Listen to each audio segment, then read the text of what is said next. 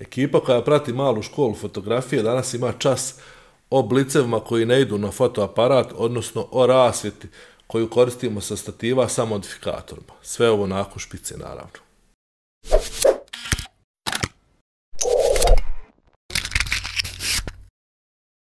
Evo tu ispred imam Godox AD200, imam S-Type bracket koji nam služi za montažu ovog Godoxa, a na ovaj S-Type bracket možemo montirati razne modifikatore kao što su kišobran, boksovi i ostali modifikatori. Evo prvo, osnovna stvar da prođemo kako se podešava ovaj AD200, odnosno kakve funkcije ima. Sa strane ga, evo, ko što vidite, ovdje ga palimo i gasimo. Baterija nam je, evo, ovo je odjeljak za bateriju. Sa prednje strane vidite ovu lampu.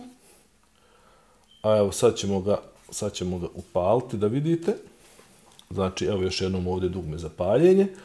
U modu imamo mijenjamo funkcije, znači TTL, M i multi. Važno nam je da znamo ovo TTL i M, odnosno kod ovih bliceva koje koristimo sa aparata sa strane, ovo M je najčešće podešavanje, indikator napunjenosti baterije.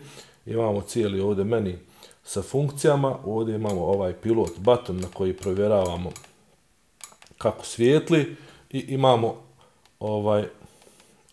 ovdje lampicu koja nam radi sa onom drugom glavom kad stavimo LED. Ovaj Godox je sad namješten na 1/256, a kako on komunicira sa aparatom, evo pokazat ćemo nakon što stavimo ga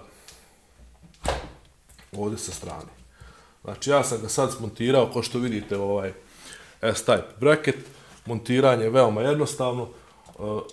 Radi se tako što se ovaj dio gore koji nam je osigurač za rasvjetu odvrće i zavrće. Evo, znači sad ćemo ga ovdje zavrnuti. Evo samo ilustracija i stavljanja kišobrana.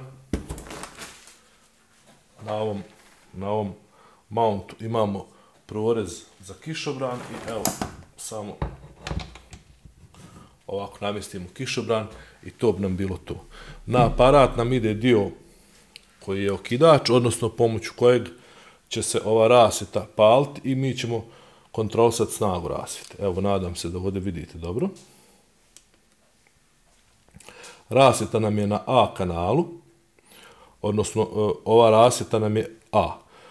Namještena je na 1/8 pražnjenja, znači ona je 200 W sekundi, 1/8 od 200 W sekundi, odnosno od cijelog pražnjenja će biti. I sad ako pritisnemo ovdje ovo dugme GR, možemo vrtiti i kako mi ovdje mijenjamo, tako nam se mijenja snaga i na glavi. Evo, to je to. I kad okinemo, evo, kad okinemo aparatom, ovaj okidač će poslati komandu i blic će okinuti. Pored ovog kišobrana, na ovaj S-Type bracket možemo kačiti i, evo, kišobran ćemo ostaviti tu sa strane. Ovdje imam pored soft box koji je dimenzija 60x60 cm, on je jako praktičan i dobra stvar za fotografisanje.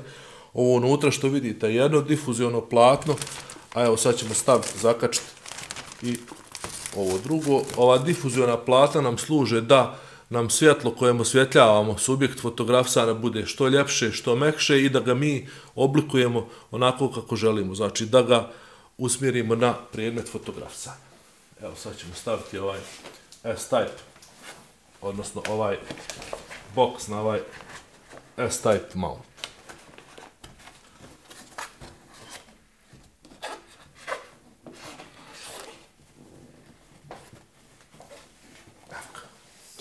Evo, kao što vidite sad, dobili smo jedno rasvjetno tijelo na stativu koje možemo nositi svuda sa sobom. Veoma jednostavno se na ovaj ovdje sa strane podešava gore i dole. Znači nagib namjestimo. Evo ga. A na stativu odvrtanjem sa strane podešavamo visinu. Evo, sad ću ja napraviti jedan mini setup pa da pokažem uživo kako sve to otprilike izgleda. Evo ovo što sam malo prije pokazao, sam smontirao tu ispred sebe, evo vidite ovaj Godox AD200 na stativu sa 60x60 softboxom i platnima. Sa ove strane u sjeni vidite ovaj aparat sa okidačem koji će kad ja ovdje pricnem okinuti ovaj Godox, a ja sam model, to je to, nažalost za ovaj put, potrudit ćemo se da bude bolje. Evo ga, sad ćemo samo da ovdje se malo podesi. Evo ja sam stisnuo okidač, gledam u aparat. Ajde, idemo još jednom. Da, evo vidjeli ste sad, aparat je okinuo, ovaj blic je opalio, evo sad da vidimo samo rezultat koji smo dobili ovdje na, evo to je ta fotografija.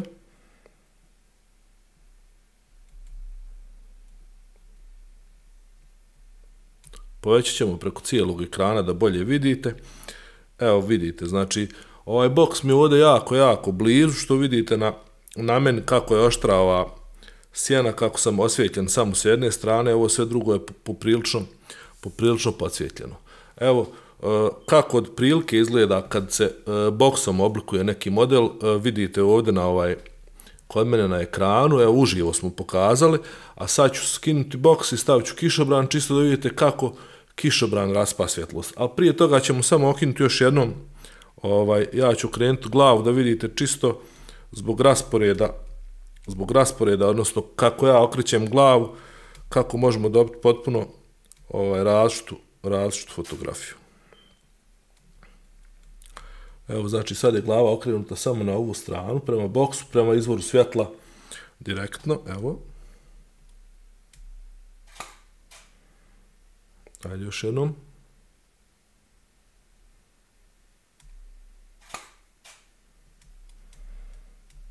Evo, samo sad da pogledamo šta smo dobili.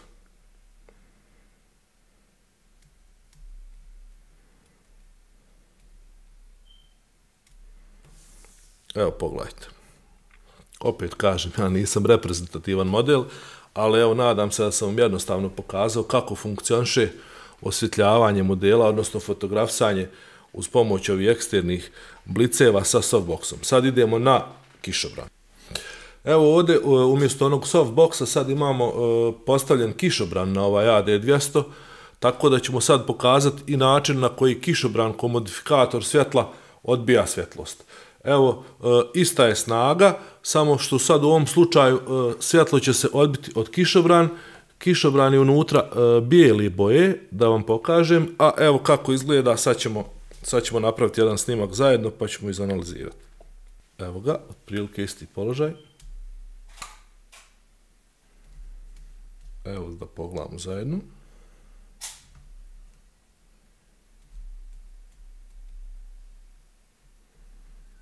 Da.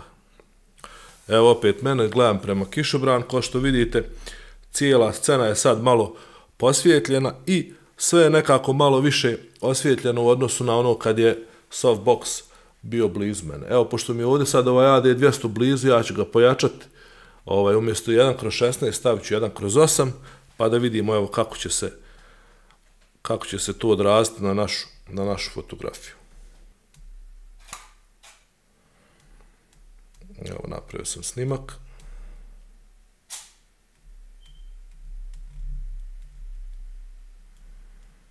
Evo, pogledajte, znači, poprilično je svjetliji. Evo sad zajedno da analiziramo još, ovo je posljednji snimak sa kišobranom, pogledajte na osvjetljenost scene, gledajte na osvjetljenost pozadne, ovog mog džempera i svega. Kišobran generalno raspe više svjetla i koristi se za fotografisanje veće grupe predmeta. On nam nije baš onako ako želimo nešto posebno da naglasimo ili da istaknemo ili da oblikujemo neki predmet. Čak u ovom slučaju nije loš zato što je meni tu poprilično blizu, ali čim bi ga malo odmakjel, taj snop svjetla bi se raširio. Ovo je opet kišobran. A evo sad dolazimo do snimka sa softboxom. Evo pogledajte kako je on u stanju da bolje oblikuje predmet, odnosno da sa njim više naglasimo stvari koje želimo. S tim da evo, kažem, možete sami napraviti razliku. Evo, to je otprilike to kad su ovi off camera flashevi u pitanju. U nekom od sljedećih klipova ćemo dovesti pravog modela pa ćemo detaljno raditi podešavanje snage bliceva i rasporeda bliceva, odnosno rastnih tijela sa različitim modifikatorima, ali ovo čisto ko jedan uvod. Znači, radili smo već bliceve koji idu na fotoaparate, ovo su mala rasvjetna tijela na baterije ili off-camera flash, tako da to je to za ovaj put. Hvala što pratite, a da ne propustite sljedeći klip, kliknite na subscribe i na zvonce.